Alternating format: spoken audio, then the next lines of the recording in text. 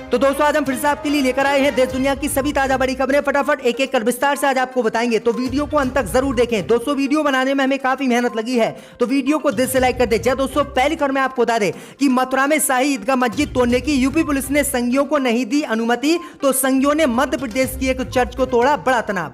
वहीं आपको बताएंगे दोस्तों की बीजेपी नेता ने राकेश टिकैत को बताया उग्रवादी, बोले राकेश टिकैत की संपत्ति जब्त कर दिया जाए मृतक किसानों के परिवारों को मुआवजा। वहीं आपको बताएंगे दोस्तों की म्यांमार से मुसलमानों को भगाने वाली आंग सान सू को मिली 4 साल की जेल की सजा, सेना के खिलाफ असंतोष का था आरोप। वहीं आपको बताएंगे दोस्तों की 12 सांसदों के निलंबन पर प्रियंका चतुर्वेदी के बाद कांग्रेस सांसद शशि थरूर ने छोड़ा संसद टीवी का टास्क शो, मोदी को झटका। वहीं आपको बताएंगे दोस्तों की किसान आंदोलन के बाद अब मोदी सरकार की नीतियों के खिलाफ श्रमिक संगठन ने देशव्यापी हड़ताल का किया ऐलान, मोदी को झटका। वहीं आपको बताएंगे दोस्तों की पाकिस्तान के समर्थन में उतरे पंजाब के मुख्यमंत्री चरणजीत सिंह चन्नी, कहा पाकिस्तान के साथ सीमा व्यापार खोलने की मोदी दे हमें इजाजत। तो दोस्तों सभी खबरों को आपको एक एक कर बताने वाले हैं। वीडियो को लाइक कर चैनल को सब्सक्राइब कर दें और हमें कमेंट में बताएं कि आपके जिले किस राज्य से हमारी खबरों को देख रहे हैं। इसी बीच पर तो दोस्तों अगली खबर की ओर, तो मथुरा में मस्जिद तोड़ने की यूपी पुलिस ने संघियों को नहीं दी इजाजत, तो संघियों ने मध्य प्रदेश में चर्च को तोड़ा, बड़ा तनाव। जहां दोस्तों आपको बता दें कि मथुरा की शाही ईदगाह मस्जिद में 6 दिसंबर को हिंदूवादी संगठनों ने पूजा कर श्री कृष्ण की मूर्ति लगाने का ऐलान किया था। जैसे ही ये बात उत्तर प्रदेश पुलिस को पता चली, तो उत्तर प्रदेश पुलिस ने मथुरा को छावनी में तब्दील कर दिया और हिंदू संगठनों को मस्जिद में प्रवेश नहीं दिया। वहीं आपको बता दें कि मथुरा मस्जिद से हार गए, तो संघियों ने अब मध्य प्रदेश की एक चर्च पर हमला कर दिया है। दरअसल आपको बता दें कि मध्य प्रदेश के विदिशा जिले में धर्मांतरण को लेकर बजरंग दल के कार्यकर्ता और सैकड़ों स्थानीय लोगों ने सेंट जोसेफ स्कूल पर पत्थरबाजी और तोड़फोड़ की है। ईसाई मिशनरियों संस्था द्वारा छात्रों के धर्मांतरण का दावा करते हुए विदिशा जिले के सेंट जोसेफ स्कूल में जमकर हिंदू संगठनों ने बवाल मचाया है। स्कूल के बाहर नारेबाजी की और स्कूल में पत्थरबाजी और तोड़फोड़ की है, जिसके बाद छात्रों ने यहां पर तनाव बढ़ा दिया है। दरअसल आपको बता दें कि हिंदू संगठन बजरंग दल के कार्यकर्ताओं ने आरोप लगाया है कि इस स्कूल में ईसाई मिशनरी हिंदू छात्रों को ईसाई बना रहे हैं और फ्री में शिक्षा दे रहे हैं। तो ये बड़ी अपडेट आई दोस्तों कि अगर कोई भी अल्पसंख्यक भारत में अगर कोई काम करता है तो हिंदू संगठन किस तरह से उसको निशाना बना रहे हैं। आपकी क्या राय इस खबर पे हमें कमेंट में जरूर बताएं। इसी बीच पर तो दोस्तों अगली खबर की ओर, तो बीजेपी नेता ने राकेश टिकैत को बताया उग्रवादी, बोले संपत्ति जब्त कर दी जाए मृतक किसानों के परिवारों को मुआवजा। जी हां दोस्तों आपको बता दें कि केंद्र सरकार के 3 नए कृषि कानून की वापसी को लेकर चल रहे आंदोलन के दौरान अब तक 700 से अधिक किसानों की मौत हो चुकी है। भाजपा नेता एवं पूर्व सांसद हरिनारायण राजभर ने इन किसानों की मौत का जिम्मेदार भारतीय किसान यूनियन के नेता राकेश टिकैत को ठहराया है।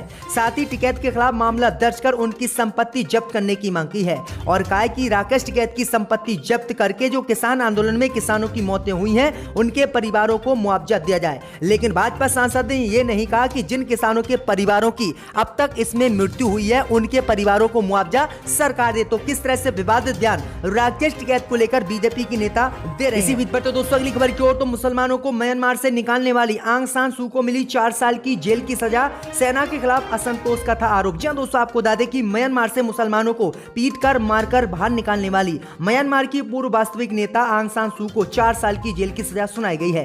सू को 1 फरवरी को सैन्य तख्तापलट के दौरान बेदखल सत्ता से कर दिया गया था। सोमवार को म्यांमार की एक अदालत ने सू की सेना के खिलाफ असंतोष भड़काने और कोविड नियमों का उल्लंघन करने के मामले में सजा सुनाई है। मीडिया रिपोर्ट ने इसकी जानकारी दी है, जिसके बाद आंग सान सू की को यह बड़ा झटका लगा है। दरअसल आपको बता दें कि म्यांमार में किस तरह से मुसलमानों पर अत्याचार आंग सान सू की ने किया था और उन्हें देश से पीट कर बाहर निकाला था। तो ये बड़ी अपडेट आ रही दोस्तों। इसी बीच पर तो दोस्तों अगली खबर की ओर, तो 12 सांसदों के निलंबन विवाद पर प्रियंका चतुर्वेदी के बाद शशि थरूर ने छोड़ा संसद टीवी का टास्क शो, मोदी को झटका। जी हां दोस्तों आपको बता दें कि कांग्रेस नेता और लोकसभा सदस्य शशि थरूर ने सरकारी टेलीविजन चैनल संसद टीवी के एक टास्क शो से होस्टिंग छोड़ने का फैसला सुनाया है। शशि थरूर ने शिवसेना सांसद प्रियंका चतुर्वेदी के रविवार को चैनल पर कार्यक्रम के होस्ट का कार्य छोड़ने के फैसले के बाद ये इस्तीफा दिया है। प्रियंका ने कथित विपक्षी दलों के 12 राज्यसभा सदस्यों को अभद्र व्यवहार करने के आरोप में निलंबित किए जाने के विरोध में ये इस्तीफा दिया था और उसके बाद कांग्रेस नेता शशि थरूर ने भी संसद टीवी के शो को होस्ट करने से मना कर दिया। तो ये बड़ी अपडेट आई दोस्तों कि मोदी को बड़ा झटका ये लगा है। इसी बीच पर तो दोस्तों अगली खबर की ओर, तो मोदी सरकार की नीतियों के खिलाफ किसानों के बाद अब श्रमिक संगठन करेंगे देशव्यापी हड़ताल, मोदी अमित शाह को झटका। जी हां दोस्तों आपको बता दें कि कृषि कानून के खिलाफ चल रहे आंदोलन के बाद अब मोदी सरकार की मुश्किलें श्रमिक संगठनों ने बढ़ा दी है। श्रमिक संगठनों ने मोदी सरकार की नीतियों के खिलाफ पूरे देश में हड़ताल करने का ऐलान कर दिया है। दरअसल आपको बता दें कि केंद्रीय श्रमिक संगठनों के संयुक्त मंच ने अगले साल संसद के बजट सत्र सत्र के दौरान 23 और 24 फरवरी को देशव्यापी आम हड़ताल का आह्वान किया है। इस हड़ताल का नारा लोग बचाओ और देश बचाओ होगा। किसान आंदोलन की सफलता के बाद श्रमिक संगठनों में लड़ने का जोश देखते हुए ये हड़ताल का ऐलान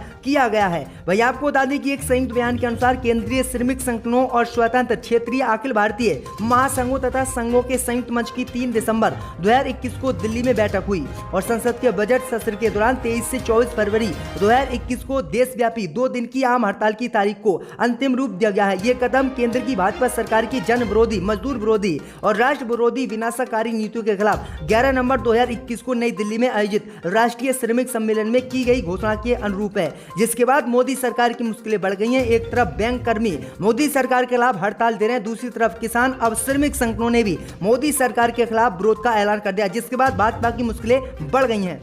इसी बीच बढ़ते दोस्तों अगली खबर की ओर तो बिहार में जाति आधारित जनगणना के समर्थन में उतरे नीतीश कुमार, कहा जल्द बुलाई जाएगी सर्वदलीय बैठक, उसके बाद लेंगे फैसला, मोदी की बड़ी मुश्किलें।